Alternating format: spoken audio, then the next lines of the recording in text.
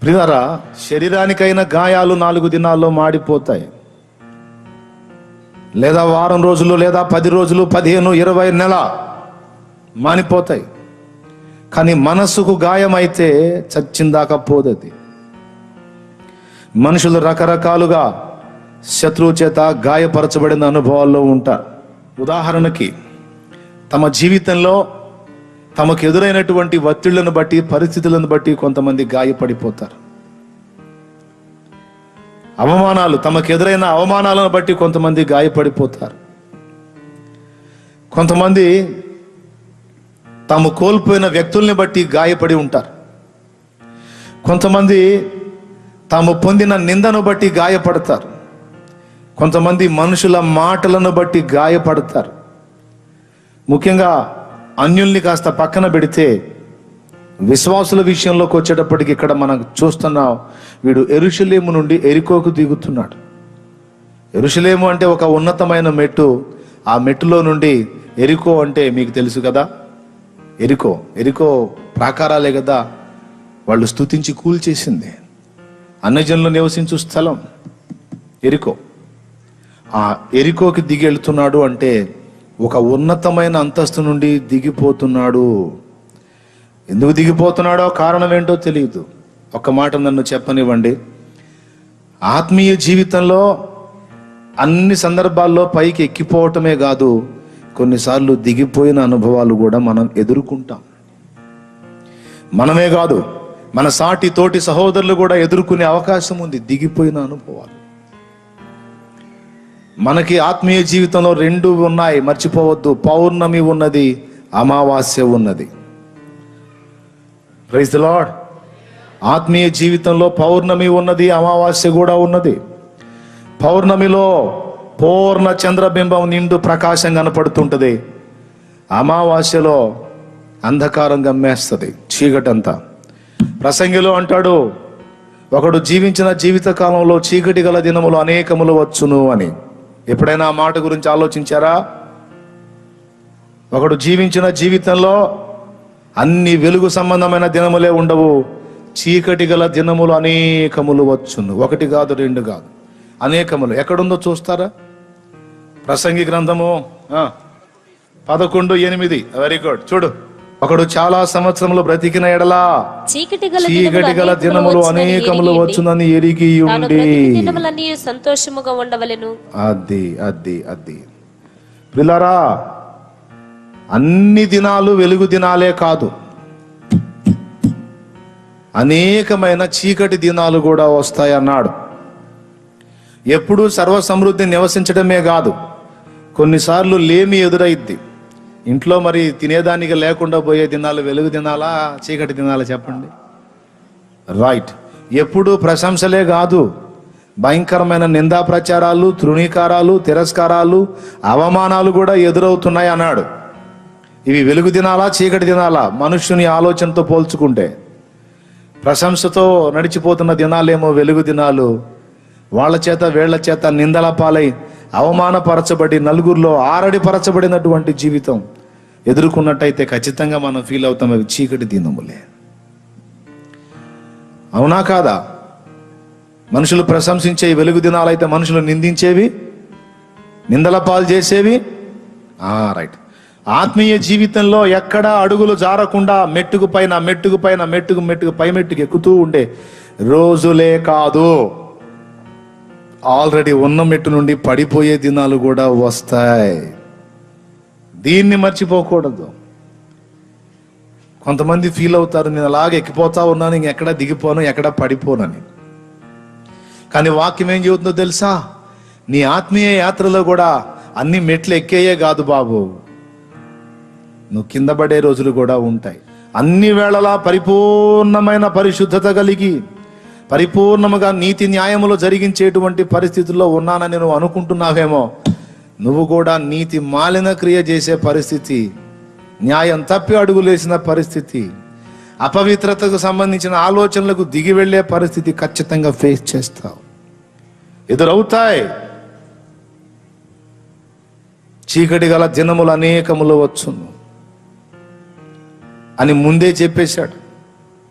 నేను విజయ పథంలో అలాగూ సాగిపోతానే ఉంటాను, ఇంకెక్కడ కింద పడను అని ఫీల్ కావద్దు. తప్పకుండా నీ ఆత్మీయ యాత్రలో భంగపాట్లు కూడా ఎదురవుతాయనే మాట ఇక్కడ ఒక వార్నింగ్ లాగా రిలీజ్ చేశాడు. అన్న, నా ఆత్మీయ జీవిత ఆరంభం నుండి ఇప్పటి వరకు ఒక్కసారి కూడా చీకటి గల దినము నేను చూడలేదు, అంతా విజయ పదంలోనే సాగిపోతున్నాను, ఒక్క పొరపాటు కూడా నా నుండి జరగలేదు అన్నోళ్ళు ఒక్కసారి చెయ్యి ఎత్తితే మీకు నమస్కారం చేసుకుంటా. ఇంతమంది ఉన్నారు, ఒక్కరు కూడా చెయ్యి ఎత్తలేదు.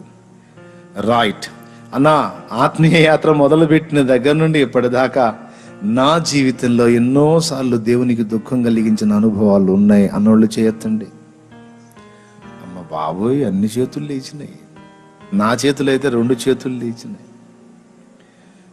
చాలా విషయాల్లో నమ్మకంగా ఉండమని యేసయ్య పిలిచాడు, కానీ కొన్ని విషయాల్లో నేను సైతం నమ్మకంగా ఉండలేకపోతున్నా.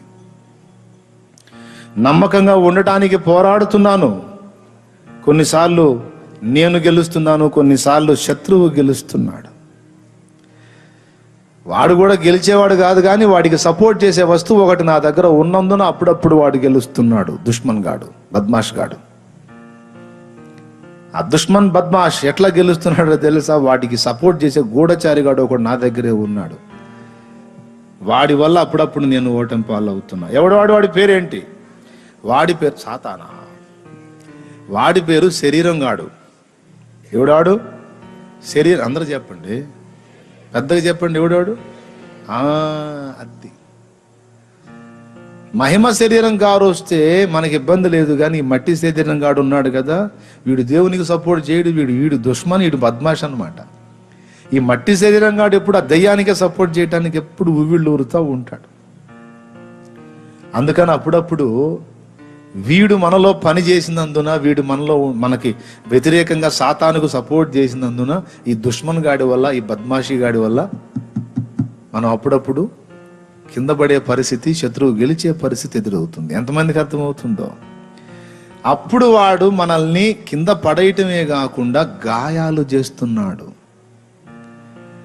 ఆ గాయాలు ఎంత భయంకరమైన గాయాలంటే, నీ విశ్వాసాన్ని, నీ భక్తిని, నీలో ఉన్న పట్టుదలని, నీలో ఉన్న తీక్షణమైన దైవాగ్నిని చప్పగా చల్లార్చేంత గాయాలు.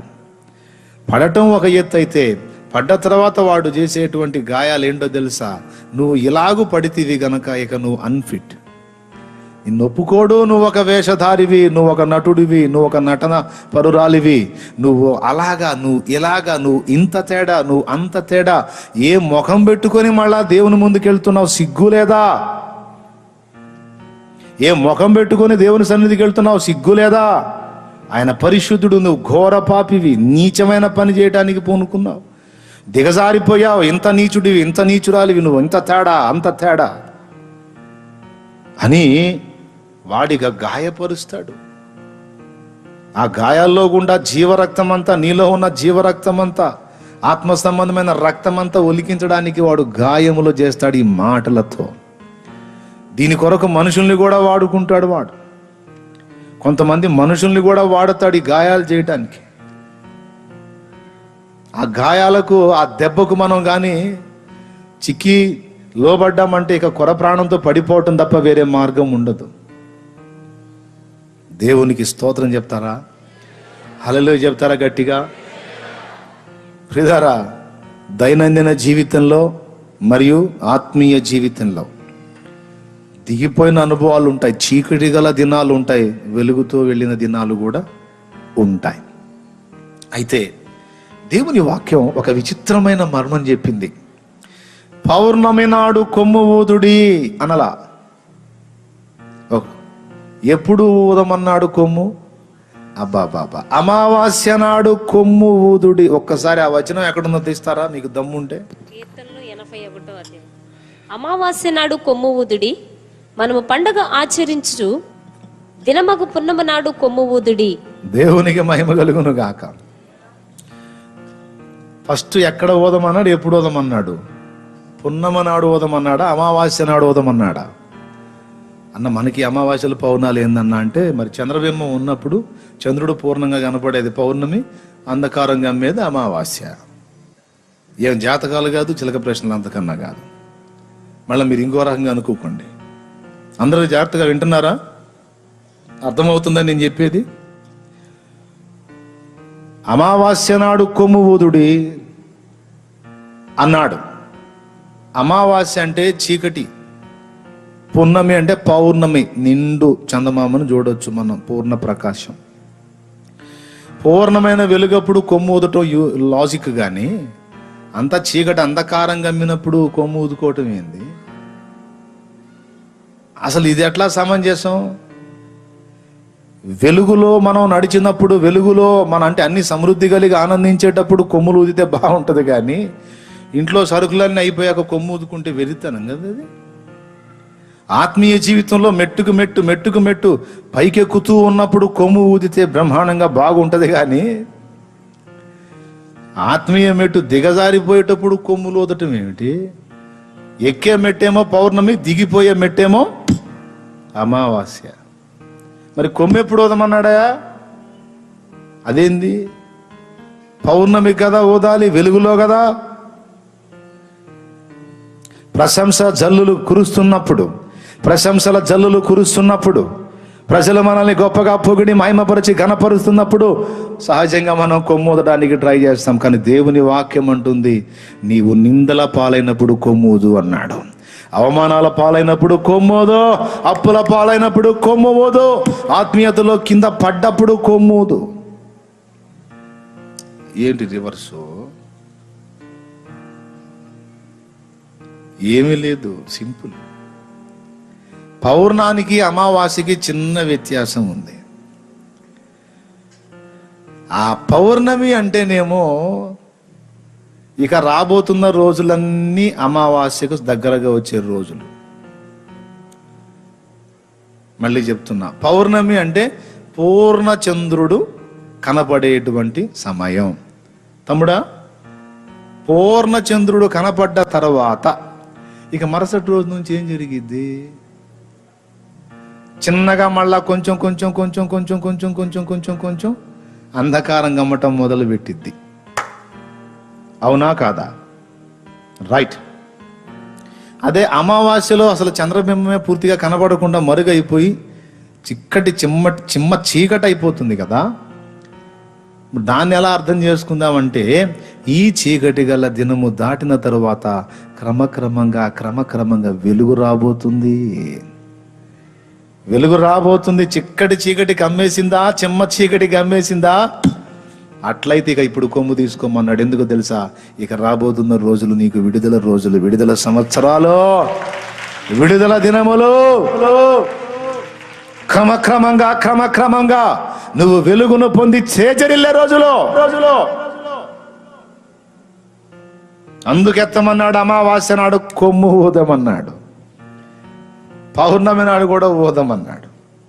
అయితే ముందు చెప్పింది అమావాస్య నాడు. ఎందుకు అమావాస్య నాడు అంటే, ఆత్మీయ జీవితంలో దిగిపోయిన భక్తుడా, కింద పడిపోయి కుమిలిపోతున్నావా? దేవుని మహిమ నీ మీదకి వస్తుంది. ఇదిగో లేచి నువ్వు తేజరిల్లబోతున్నావు. రకరకాల సమస్యలతో కొట్టబడి, గాయపరచబడి, చిక్కటి చీకట్లో కుమిలిపోతున్నావా బిడ్డా? ఇదిగో నీకు విడుదల దినములు సమీపమైన. ఇక నుంచి నీకు క్రమక్రమంగా రోజు కొంత వెలుగు కనపడింది. నీ పరిస్థితి మెరుగవుతుంది. అందుకే చెప్పాడు, చీకటి గల దినములు అనేకములు వచ్చునని ఎరిగి ఉండి సంతోషించమన్నాడు. అరే, చీకటి గల దినాలు వస్తే సంతోషం ఎక్కడ ఉంటుంది సార్? నువ్వేమో కబురేమో బ్యాడ్ న్యూస్ చెబుతున్నావు, మాకేమో హ్యాపీగా ఉండండి అని సంతోషం చెప్తున్నారు. సమస్యలు చెప్పి సంతోషం ఎక్కడి నుంచి వస్తుందా అంటే చెప్తున్నాడు, చీకటి అమావాస్య కమ్మింది అంటే ఇక రాబోతున్న రోజులన్నీ విడుదల దినములు. ఆవరించిన చీకటి క్రమక్రమంగా తరిగిపోయి ఇక వెలుగు నీకు క్రమక్రమంగా బయలుపడుతుంది. నువ్వు తేజరిల్లుతావు. కాబట్టి దాన్ని బట్టి నువ్వు సంతోషించమన్నాడు. నేను చెప్తున్నాను, ఎదురయ్యే అవమానాలని సోపానాలుగా చేసుకొని, సోపానం అంటే మెట్టు, ఎదురయ్యే అవమానాలని మెట్లుగా చేసుకొని పైకి ఎక్కేవాడు యోధుడు. పైకి ఎక్కే మనిషి యోధురాల్లో. అవమానాలను దళంచుకొని చీకటి గల దినములను గుర్తు చేసుకొని కృంగి కుమిలిపోయే వాళ్ళు యోధులు కాదు, బలహీనులు, అధముల లెక్కలోకి వస్తారు. మనం అలా కాకూడదు. అందుకే మన మంచి సమరయుడు మనకు పాఠం నేర్పుతున్నాడు, మన గాయము గడుతున్నాడు. అర్థమవుతుందని నేను చెప్పింది? ఇప్పుడు ఎప్పుడు బోర వదాలి? మనం జయధ్వని ఎప్పుడు చేయాలి? ఎందుకు? పౌర్ణమి రాబోతుంది కనుక. పౌర్ణమి విషయంలో ఎందుకు జాగ్రత్తగా ఉండాలి? అమావాస్య రాబోతుంది కనుక. ఇప్పుడు డేంజర్ ఏది? పౌర్ణమి అప్పుడే మనం జాగ్రత్తగా ఉండాలి. అమావాస్య అప్పుడు ఇంకా రాబోతున్నది వెలుగే. కాబట్టి చెప్పింది తిరకాసుగా అనిపిస్తుంది, కానీ అందులో రీజన్ ఉంది. అందుకే యూదులు అమావాస్యను పండుగ దినంగా చేసేవాళ్ళు. తెలుసా? అమావాస్యను ఎందుకు పండుగ దినంగా చేశారు తెలుసా మీకు? అమావాస్య మనకేం పౌర్ణమి పండుగ, యూదులకి అమావాస్య పండుగ. ఎందుకయ్యా అమావాస్య పండుగ అంటే ఇక రాబోతున్నంత వెలిగే కాబట్టి. రాబోతున్నంత నమ్మితే ఒకసారి చప్పట్లు కొట్టి దేవుని మయంపరచు. ఇప్పటిదాకా పడ్డావు, రకరకాల బాధలు పడ్డావు, అవమానాలు పడ్డావు, సమస్యలు ఎదుర్కొన్నావు, శోధనలు ఎదుర్కొన్నావు, నిందల పాలయ్యావు, కొన్ని కోల్పోయావు, ఎన్నో విధాల నలిగిపోయావు. ఆ త్రోవలో పడిపోయినటువంటి వాడు, వస్త్రహీనతలో గాయాలమయమై రక్తాలుడేసే విధంగా వాడు పడిపోయినట్టుగా ఈరోజు నీ జీవితం ఉంది. తెలుసు యేసయ్యకి. అయితే ఆయన నీ దగ్గరకు వచ్చి ఆయన మాట్లాడుతున్న మాట ఏమిటంటే, ఇదిగో నేను నీ గాయాలు కడతాను. నూనె అభిషేకం, ద్రాక్షారసము నా రక్తము. రొట్టె ద్రాక్షరసము యేసు శరీర రక్తములో. నేను నీ గాయాలు కట్టడానికి నా అభిషేకాన్ని, నా రక్తాన్ని ఉపయోగిస్తాను. గమనించండి, గాయమును కట్టడానికి నాడు నూనెను ద్రాక్షరసమును వాడాడు. ఈరోజు మన ఆత్మీయ గాయాలు కట్టడానికి, గాయాలు చేసేది సైతాను. వినాలి, గాయాలు చేసేది సైతాను. వాడికి సహకరించేది ఈ శరీరంగాడు. ఎవడీడు? ఈ శరీరంగాడు. ఈ శరీరంగాడు వాడికి సపోర్ట్ చేస్తే, వాడు ఈయన ఉపయోగించుకొని బుద్ధిహీనమైన క్రియలు చేస్తే ఆత్మకు గాయాలవుతాయి. దేనికి గాయాలవుతాయమ్మా? ఆత్మ గాయాలవుతాయి. ఆ గాయాలు కట్టడానికి దేవుడు వాడిన పదార్థాలు రెండు. ఒకటి ద్రాక్షరసము, రెండు నూనె. ఏం చెప్తున్నాడో తెలుసా ఆయన మాట? సాతానును జయించేటువంటి రహస్యాలు రెండు చెప్పబడతాయి ఇక్కడ. ప్రకటన గ్రంథంలో వారు తామిచ్చిన సాక్ష్యమును బట్టి, గొర్రెపిల్ల రక్తమును బట్టి వానిని జయించిరి అని. దేవునికి మహిమ. హల్లెలూయా. తామిచ్చిన సాక్ష్యమును బట్టి, దేవుని వాక్యమును బట్టి, గొర్రెపిల్ల రక్తమును. ఒక్కసారి చూసుకోండి, ప్రకటన గ్రంథం కూడా చూద్దాం. 12వ అధ్యాయము 11వ వచనము. వారు గొర్రెపిల్ల రక్తమును బట్టి, తామిచ్చిన సాక్ష్యమును బట్టి వానిని జయించి ఉన్నారు. చాలు, వారిని జయించి ఉన్నారు. రెండు మాటలు చెప్పాడు ఇక్కడ. గొర్రెపిల్ల రక్తం నంబర్ 1, రెండవది తామిచ్చిన సాక్ష్యం నంబర్ 2. ఇక్కడ వాని గాయాలు కట్టడానికి వాడబడిన పదార్థాలు రెండు. ఒకటి నూనె, రెండు ద్రాక్షరసం. నూనె ద్రాక్షరసం వేస్తే గాయం మానిపోతుంది, శరీర సంబంధమైన గాయం. ఆత్మ సంబంధమైన గాయం మానడానికి కూడా ఆ రెండే అవసరం. ద్రాక్షరసము యేసు రక్తమునకు సాదృశ్యము, నూనె పరిశుద్ధాత్మ అభిషేకమునకు సాదృశ్యము. ఉదాహరణకి ఇప్పుడు వారు తామిచ్చిన సాక్ష్యమును బట్టి అన్నాడు. సాక్ష్యానికి అభిషేకానికి పొంతన లేదు కదా అని మీకు ధర్మ సందేహం రావచ్చు. సమాధానం ఇదిగో, అపోస్తల కార్యము 1:8. ఎప్పుడు సాక్షులుగా ఉంటారన్నాడు? ఎప్పుడు సాక్ష్యం ఇవ్వగలరు అన్నాడు? సమాజానికైనా, నీ మనసాక్షికైనా, సైతానుకైనా. ఎప్పుడు మీరు సాక్ష్యం ఇవ్వగలరు అంటే, నా ఆత్మాభిషేకం మీ మీదికి వచ్చినప్పుడు అని ఉంటుంది. చూడండి, అపోస్తల కార్యములు 1వ అధ్యాయం 8వ వచనం. ఆయనను పరిశుద్ధాత్మ మీ మీదికి వచ్చినప్పుడు మీరు శక్తి నొందెదరు గనుక యూదయ, సమరయ, యెరూషలేమందంతటా భూ దిగంతముల వరకు నాకు సాక్షులై ఉందురు. దేవునికి స్తోత్రం చెప్తారా? సాక్ష్యం ఒకటి ఇవ్వాలి అంటే ఎప్పుడు సాధ్యమైద్దది? సైతానుగాడు నీ చేత తప్పులు చేపించి నిన్ను దిగజార్చి బలహీనపరిచి వాడు నిన్ను గాయపరిచి ఆ గాయాలు రేపుతా ఉంటాడు. ఏమనో తెలుసా? నువ్వు పనికిరావు, నువ్వు మంచోడివి కాదు, మంచిదానివి కాదు, నీ పనులు బాగలేవు, నీవు తగవు, నీకు ఇంతే, నువ్వు ఏది చేసినా వెనక్కి వెళ్ళటమే, దరిద్రమే, శాపమే, వేదనే. ఎందుకంటే నువ్వు మంచోడివి కాదు, నువ్వు మంచిదానివి కాదు, నీ బుద్ధి మంచిది కాదు, నీ ఆలోచనలు మంచివి కాదు, నీ క్రియలు మంచివి కాదు, నీ క్యారెక్టర్ కరెక్ట్ కాదు. అందుకే నువ్వు ఏదన్నా చెయ్యి, అది వెనక్కి వెళ్ళటమే, నీ బతుకంతా ఇంతే. గాయాలు చేస్తాడు, వాడే రేపుతాడు. ఇలా మాట్లాడేవాడికి మనమే సాక్ష్యం ఇవ్వవలసి ఉన్నది. ముందు సమాజానికి, సంఘానికి, తర్వాత ముందు మనం అర్జెంటుగా సాక్ష్యం ఇవ్వాల్సింది ఆ దెయ్యంగాడికి. ఎవరికి? ఆ సైతానుగాడికి. దీనికి సపోర్ట్ చేస్తూ మనకి ప్రాణపదం లాంటి ప్రాణప్రదమైన ఒక వచనం ప్రసంగిలోనే దేవుడు పెట్టాడు. ఏమని పెట్టాడో తెలుసా? ప్రసంగి గ్రంథము 7వ అధ్యాయము 16వ వచనం చదువు తల్లి, సరిపోతుంది. అధికముగా నీతిమంతుడువై ఉండకుము. అది దాన్ని రౌండ్ చేయాలి. అక్కడే ఉంది సాతాను కుట్ర. కొట్టు, దాన్ని రౌండ్ కొట్టు. అధికముగా నీతిమంతుడవై ఉండకము, అధికముగా జ్ఞానివి కాకుము, నిన్ను నీవేళ నాశనము చేసుకుందువు. ఈ అధికమైన నీతిని మనం కలిగి ఉండుట ద్వారా ఎవడో నాశనం చేయటం కాదట, మనల్ని మనమే నాశనం చేసుకునే భయంకర ప్రమాదం ఉందట. ఎదుటోడు మనల్ని నాశనం చేయటం వేరు, మనకు మనమే నిప్పు పెట్టుకోవటం వేరు. ఇది మరీ దారుణం. ఓ రకంగా చెప్పాలంటే అదొక సైకోయిజం అన్నమాట. మనల్ని మనమే నాశనం అది ఎట్ట చేసుకుంటాం? కానీ ఈ పాయింట్ మిస్ అయితే మనం పిచ్చోళ్ళంలాగా మారిపోతామట. ఎంత పిచ్చోళ్ళంలాగా మారిపోతామంటే మనల్ని మనమే నాశనం చేసుకునేంత. ఎవడు నాశనం చేయాల్సిన అవసరంలా. ఏ పాయింట్ దగ్గర అంటే అధికమైన నీతిని మనం ప్రదర్శించడానికి పూనుకొనుట. అదేందన్నా, నీతిమంతులు ఎలా ఉంటారు, నీతిమంతులు అలా ఉంటారు, నీతిమంతులు ఇంత, నీతిమంతులు అంత, నీతిమంతుల వేరు కదలదు, నీతిమంతుల ఇల్లు వర్ధిల్లుతుంది అని నీతిని గూర్చి ఈయనే సామెతల్లో తెగ చెప్పాడు కన్నా. పెద్ద వయసు వచ్చి ఉంటుంది కదా, దిమాగ్ ఖరాబ్ అయి ఉంటుంది, మళ్ళీ మాట మార్చి పడేశాడు. నీతిమంతుడు అట్లా, నీతిమంతుడు ఇట్లా అని మీరు చూడండి. సామెతల గ్రంథం మొత్తం నీతిమంతులు భక్తిహీనుల మీదే ప్రయాణం చేసిద్ది. చదవాలి బైబిల్ జాగ్రత్తగా. నీతిమంతులు భక్తిహీనుల మీదే ప్రయాణం చేసిద్ది సామెతలు మొత్తం కూడా.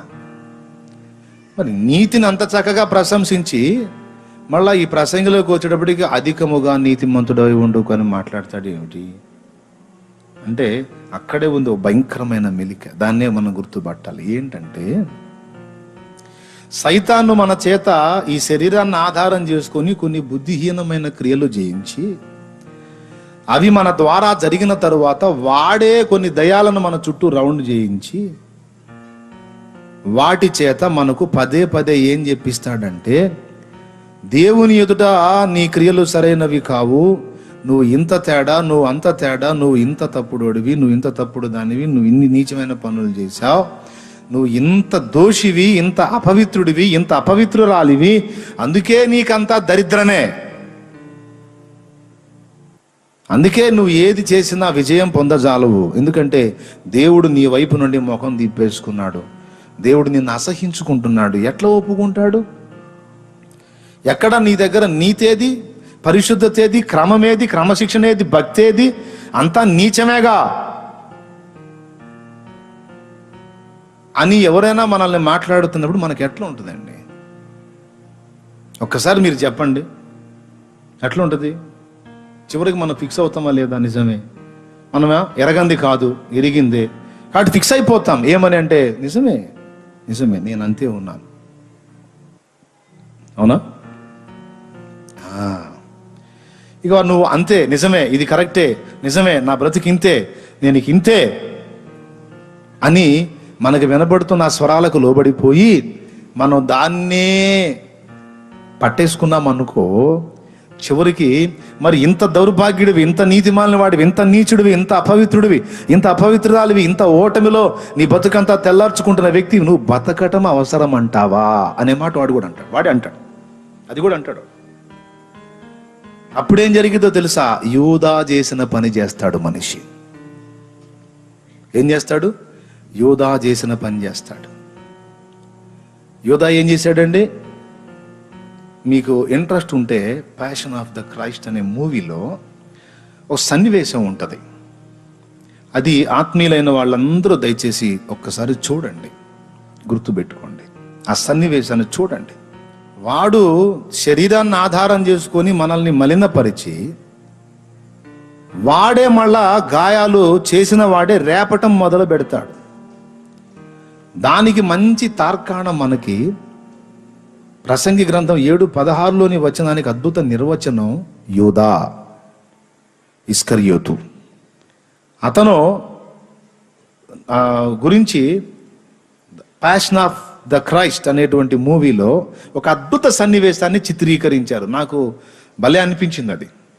యూదా ప్రభువుని 30 వెండి నాణ్యాలకు అమ్ముతాడు. అమ్మిన తరువాత వాని పాపం ఏంటో వానికి అర్థమైంది. వాడు తప్పు చేశాడు, ధనాపేక్షతో చేయని, లేకపోతే యేసయ్య వరుసగా వాడి ఆశల మీద నీళ్లు పోస్తూ రాని ఈ ఉద్దేశం ఏదన్నా కానీ, మొత్తానికి వాడు ఒక బుద్ధిహీనమైన పని చేశాడు. నిరపరాధిని, ఒక నీతిమంతుని రక్తమును వెలక అమ్మాడు. సాక్షాత్తు యేసయ్య రక్తాన్ని, అంటే యేసుని హత్య చేయడానికి, దుర్మార్గం చేయడానికి శత్రువులకు అమ్మాడు. అమ్మి ఆ సొమ్ము తెచ్చుకున్న తర్వాత వాడికి మనస్సాక్షి ఉంది కదా, ప్రతి ఒక్కడికి మనస్సాక్షి ఉంది కదా. వాడి చేత అమ్మించినటువంటి సాతాను ఎవడైతే ఉన్నాడో వాడు ప్రవేశించే కదా పోయి అమ్మి వచ్చింది. అవునా? సాతాను ప్రవేశించిన తర్వాతే కదా పోయి అమ్మి సొమ్ము తెచ్చుకుంది.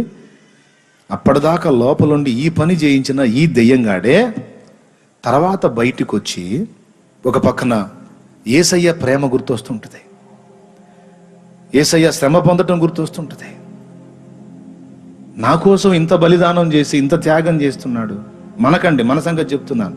ఒక పక్కన మన అతిక్రమాలు మనకు గుర్తొస్తూ ఉంటాయి, అవి వాడే గుర్తు చేస్తాడు శత్రువు. మూవీలో పిల్లల్ని పోల్చి చూపించాడు ఆలోచనలకి. ఓ పక్కన వాడి ఆలోచనలు, వాడి అపరాధాలు వాడిని తరుముతా ఉంటే, మరో పక్కన యేసయ్య వాడి కళ్ళ ముందే శ్రమ పొందటం చూపిస్తాడు.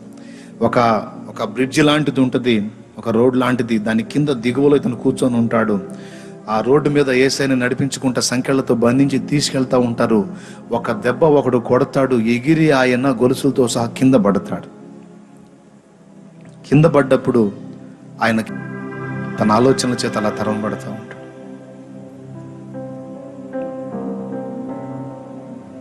నా పాపం నన్ను తరుమగా, నా ప్రాణము తల్లడిల్లగా, నీ చెంతకు చేరినానయ్యా, నీ శరణే కోరినానయ్యా.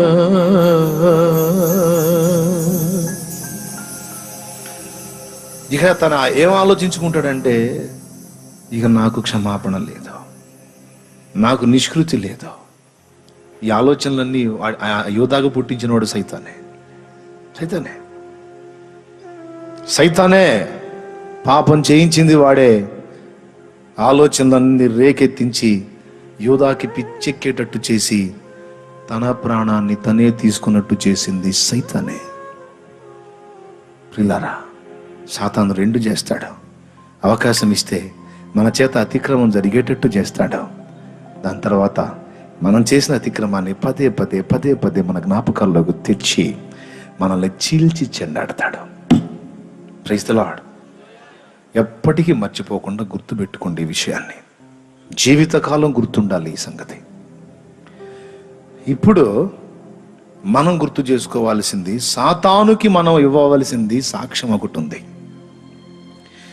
నీ చేత అతిక్రమములు చేయించి వాడు నీ దగ్గరకు వచ్చి పదే పదే అవి గుర్తు చేసినప్పుడు నువ్వు ఇంత దుర్మార్గుడివి, ఇంత అవినీతిపరుడు, ఇంత అపవిత్రుడివి, ఇంత తేడా, నిన్ను ఎలా ఆమోదిస్తాడు దేవుడు అని సాతాను నిన్ను ప్రశ్నిస్తే నువ్వు చెప్పాల్సిన సమాధానం రెండు. మొట్టమొదటిది, నేను అపవిత్రుణ్ణి, నేను నీచుణ్ణి, నేను దుర్మార్గుణ్ణి, నేను అంత తేడా ఇంత తేడా అని ఈరోజు నువ్వు నాకు క్రొత్తగా చెప్పేది ఏముందిరా చప్రాసి మొహమోడా? ఇప్పుడు నాకు నువ్వు కొత్తగా చెప్పేది ఏంది? ఆరంభము నుండి నేను పాపినే, బలహీనుడనే. ఈరోజు కూడా నేను నీతిమంతుడని నేనెక్కడ చెప్పాను నీకు? నా స్వక్రియల చేత, నా సొంత కార్యముల చేత నేను ఎప్పటికీ నీతిమంతుడనుగా. అయితే నన్ను నీతిమంతునిగా తీర్పు తీర్చిన వాడు దేవుడు. నా పాపమును క్షమించుటయే కాదు, నన్ను నీతిమంతునిగా తీర్చాడు. ఒక చిన్న పాయింట్ చెప్తాను. జైల్లో ఒకడు చేసిన నేరాలన్నీ రుజువైనందున వాస్తవంగా వాడికి శిక్ష పడాలి. అయితే అధికారి ఏమన్నాడో తెలుసా? జడ్జి గారు, ఇతడు ఇన్ని నేరాలు చేశాడు, కానీ ఒప్పుకున్నందున అతన్ని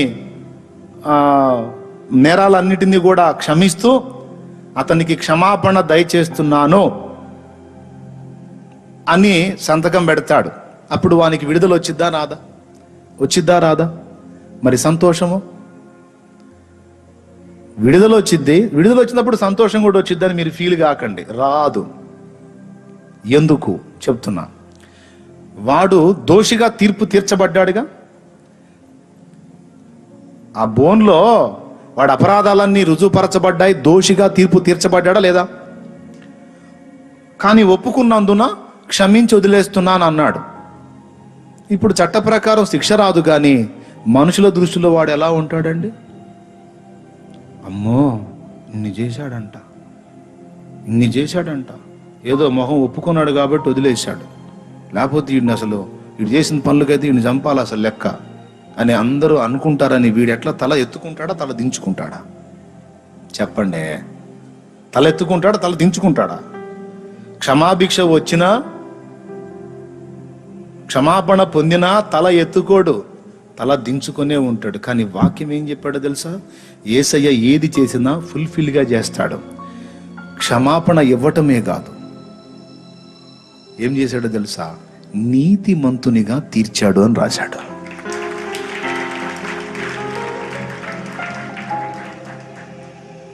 వీడు నేరస్తుడు, నేరాలు చేశాడు, కానీ చేసింది వీడు కాదు.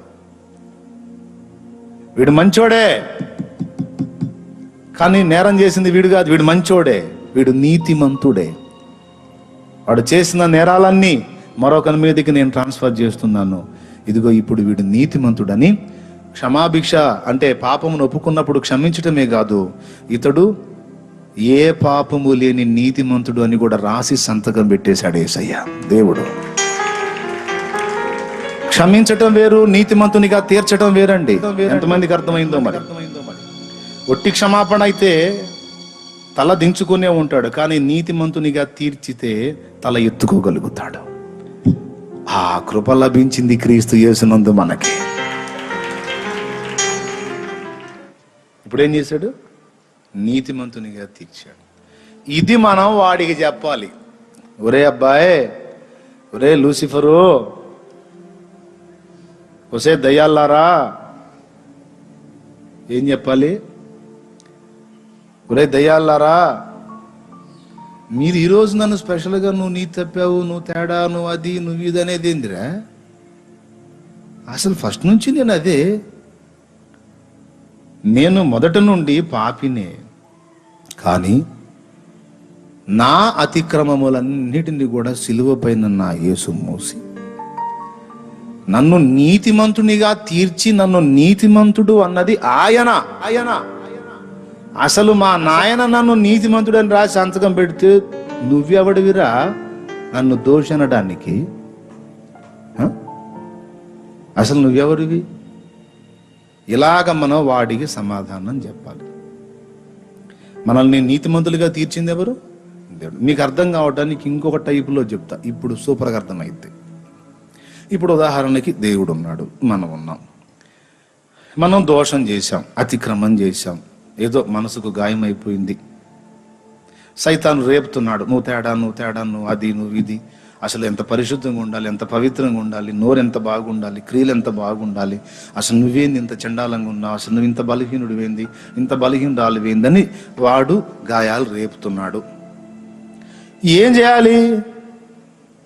వెంటనే యేసయ్య స్వరం పిలిచింది, నా యొద్దకు పరిగెత్తు, త్వరగా పరిగెత్తు, వాడికి స్థానం ఇవ్వబాకు, నా దగ్గరకు పరిగెత్తు అని పిలిచాడు. పరిగెత్తావు, మోకాళ్ళు ఏడ్చావు, పశ్చాత్తాపడ్డావు, క్షమాపణ కోరావు. ఓకే, నేను క్షమిస్తున్నాను అని ఆయన చెప్పాడు. అప్పుడేం చేయాలా? నీతిమంతునిగా తీర్చని వెళ్ళు అన్నాడు. అప్పుడేం చేయాలా? ఏం చేయాలా? యేసయ్యా నీ కృతజ్ఞతలన్నీ సంతోషంగా స్తుతించి సంతోషిస్తూ రక్షణానందంతో వెళ్ళిపోవాలి హ్యాపీగా. కానీ కొంతమంది ఎట్లుంటారో తెలుసా? దేవుడు జడ్జిమెంట్లో తీర్పు తీరుస్తాడు, నువ్వు నీతిమంతుడివిలే పోరా అంటాడు. ఏంటి నీతిమంతుడు ప్రభువా? అసలు నేను ఎంత పాపినో నీకు తెలుసా? చాలా పాపిని ప్రభువా. సరేరా, నువ్వు పాపివే, ఒప్పుకున్నావు, ఏడిచావు, మొత్తుకున్నావు, నా జాలి కలిగింది, నా కనికరం కలిగింది, నేను క్షమిస్తున్నా, నిన్ను వదిలేస్తున్నా. ఇప్పుడు నువ్వు పాపివి కాదు, నీతిమంతుడు అని నేనే సంతకం పెట్టాను, నువ్వు పో ఇక ప్రశాంతంగా పోంటే. ఏంటి ప్రభువా? ఏంటి సంతకం పెట్టేది ఏంటి ప్రభువా? నాలంటోడు అసలు క్షమార్హుడేనా ప్రభువా? ఒరే, నేను క్షమించారా? నువ్వు క్షమార్హుడవు కాదు తెలుసు, అయినా నా ప్రేమను బట్టి, నా కృపను బట్టి నేను క్షమించా, పోరా. ఏంటి ప్రభా పోయేది? తప్పు ప్రభా, తప్పు. నేను శిక్షార్హుడే ప్రభా, నేను ఇలానే ఉండాలి ప్రభా, నేను ఇంకా ఇదైపోవాలి ప్రభా అన్నాడు అనుకో. అప్పుడు వీడు దేవుని కన్నా నీతిమంతుడు అన్నమాట. ఇప్పుడు అర్థమైంది మీకు. ఎంతమందికి అర్థమైందో? ఏమర్థమైంది? అది అధికముగా నీతిమంతుడివై ఉండకు అంటే ఏం చెప్పాడు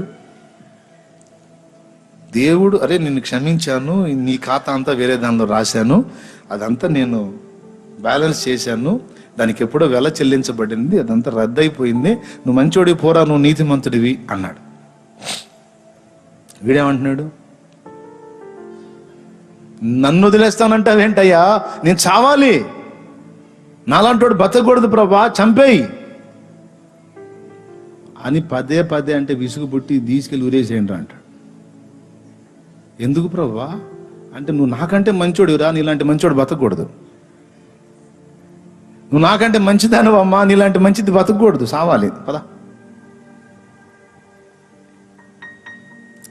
నీవు పాపివని నాకు తెలుసు, బలహీన ఘటమని నాకు తెలుసు, చంచల బుద్ధిని నాకు తెలుసు. అన్నీ తెలిసే నీకెందుకు నేను ప్రాణం పెట్టాను? నా కృప, నా ప్రేమను బట్టి. ఈరోజు ఇలా ఉన్నావు అమావాస్య అనుభవంలో, నేను తెస్తాగా నిన్ను పౌర్ణమి అనుభవంలోకి. హల్లెలూయా, స్తోత్రము.